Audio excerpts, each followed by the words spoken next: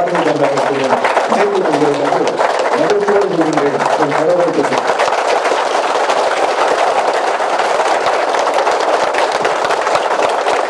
பயணம் நிச்சயமாக ஒரு வெற்றி பயணமாகும். நமது நாட்டின் ஒற்றுமைக்காக, நாட்டின் பொருளாதார வளர்ச்சிக்காக, வருங்கால இளைஞர்களின் நன்மைக்காக இன்னைக்கு ஒரே ஒரு கருத்தை இங்க சொல்லணும்னு ஆசைப்படுறேன். இன்னைக்கு அந்த போதைப் பொருள் எப்படி நமது இளைஞர்களை சீரழித்துக் கொண்டிருக்கிறது சிந்தித்து பார்க்க வேண்டும்.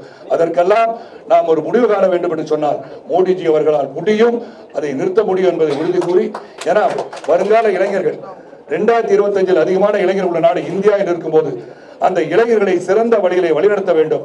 ஆனால் போதைக்கு அடிமையாகி விட்டார்கள் என்று சொன்னால் நமது நாட்டின் பொருளாதாரம் ஒற்றுமை பாதிக்கப்படும் என்று மனதில் வைத்துக் கொண்டு ஒரு வலிமையான அரசு, வலிமையான ஆட்சி மத்தியில் இருக்கும் போது அது மீண்டும் 2026 நாம் தேர்தலை சந்திக்கும் போது தமிழகத்திலே பாரதிய ஜனதா கட்சி வெற்றி பெற்று ஆட்சி பெறும் அளவிற்கு நாம் உழைப்பு இருக்க வேண்டும் என்பதை கேட்டுக்கொண்டு எங்களை வரவேற்பமைக்கு நன்றி கூறி நம்முடன் சேர்ந்து சிறப்பாக செயல்படுவோம் என்று உத்தரவாதம் அளித்து விடைபெறுகின்றேன். நன்றி, வணக்கம்.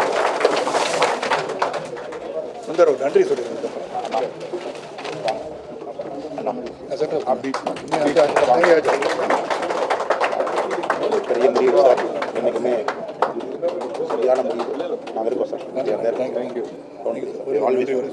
சஞ்சலத்தில் இருந்த நான் ஒவ்வொரு முறை தேர்தல் வரும்போதும் பத்திரிகையாளரும் சரி, இயக்கத்தின் சகோதரரும் சரி, பிற கட்சிகளும் சரி, எத்தனை சீட்டில் நிற்க போறீங்க, யாரோட கூட்டணி, இது மனதை தாக்கி கொண்டிருந்த இரவு நேரத்தில். அப்ப நம்ம இயக்கம் ஆரம்பிச்சோன்னா எந்த இடத்துல கூட்டணி, எந்த இடத்துல எவ்வளவு சீட்டு கொடுப்பாங்க, என்ன டிமாண்ட் வைக்கிறது மட்டும்தான் அரசியல். நாம் எடுத்துக்கொண்ட பாதை மக்களுக்காக சேவை செய்ய வேண்டும் என்று எடுத்துக்கொண்ட அந்த கொள்கை அடிபட்டு விடுகிறதே. நாமும் அந்த வழியில் தான் செல்ல வேண்டுமா? ஒவ்வொரு முறை தேர்தல் வரும்போதும் எத்தனை சீட்டு, எத்தனை இடம், என்ன கோரிக்கை என்றே சென்று கொண்டிருக்கிறது. நம் வலிமையெல்லாம் ஏன் ஒரு வலிமையான மோடிஜி அவர்களுக்கு நாம் அர்ப்பணித்து அவருடன் சேர்ந்து செயல்பட்டால் என்ன என்று என் மனதில் தோன்றியது. அந்த நேரத்தில் என் மனைவியை எழுப்பி என்னங்க ஆச்சுன்னாங்க. இல்லை, இந்த மாதிரி ஒரு எண்ணம் வந்து கொண்டிருக்கிறது என்று சொன்னார்கள். சொன்னாங்க, நீங்க எந்த ஒரு முடிவு எடுத்தாலும் நான் உங்களோட உறுதுணையாக இருப்பேன். அது சொன்ன பிறகு நம்ம முடிவு எடுத்துட்டோம், ஐயோ இந்த நேரத்தில் ஏங்க அதெல்லாம் நாங்களாம் இப்போ வரவேற்கிற மாதிரி இருக்க முடியாதுன்னு சொல்லிட்டாங்கன்னா என்னன்னு சொல்லி 2 மணி அளவிலும் உறங்காமல் காத்துக்கொண்டு மற்ற உறுப்பினர்கள் என்ன சொல்ல போகிறார்கள், கட்சியை எப்படி வழிநடத்த வேண்டும் என்ற தேர்தலில் சிந்தித்துக் கொண்டிருக்கிற நேரத்திலும் போன் அடிச்சோன்னு என்னங்கன்னு கேட்ட உடனே இப்படி ஒரு முடிவை நான் எடுத்திருக்கின்றேன், அது சாத்தியமா என்று கேட்டேன். சாத்தியம்தான். நீங்கள் முடிவெடுத்து விட்டீர்களா என்றால் நான் முடிவெடுத்து விட்டேன். என் இயக்கத்தின் சகோதரனை காலையில் சந்தித்து விட்டு நிச்சயமாக என் கருத்தை அவர்கள் வலுப்படுத்துவார்கள், நான் சொன்னதை கேட்பார்கள் என்ற நம்பிக்கை எனக்கு இருக்கிறது.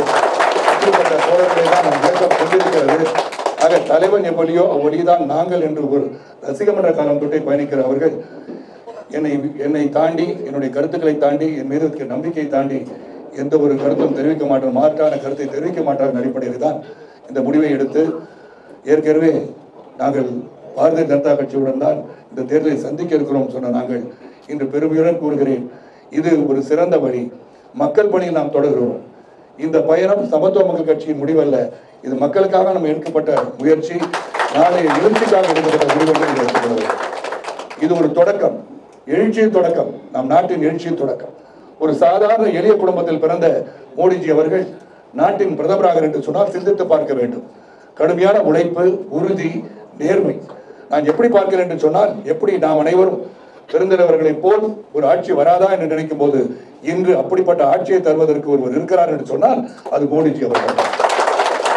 ஆக நமது இயக்கம் மீண்டும் அடுத்த தேர்தலை சந்தித்து தொடர்ந்து தேர்தலை சந்தித்துக் கொண்டே போகிறது பதிலாக ஏன் நமது சக்தியை மற்றொரு சக்தியுடன் இணைத்து செயல்பட்டால் என்ன என்ற எண்ணம் எனக்கு வந்ததன் அடிப்படையில் தான் இன்று உங்களை எல்லாம் சந்தித்து உங்களின் பேர் ஆதரவை பெற்ற பிறகுதான் அவர்கள் அதை ஏற்றுக்கொண்டிருக்கிறார்கள்.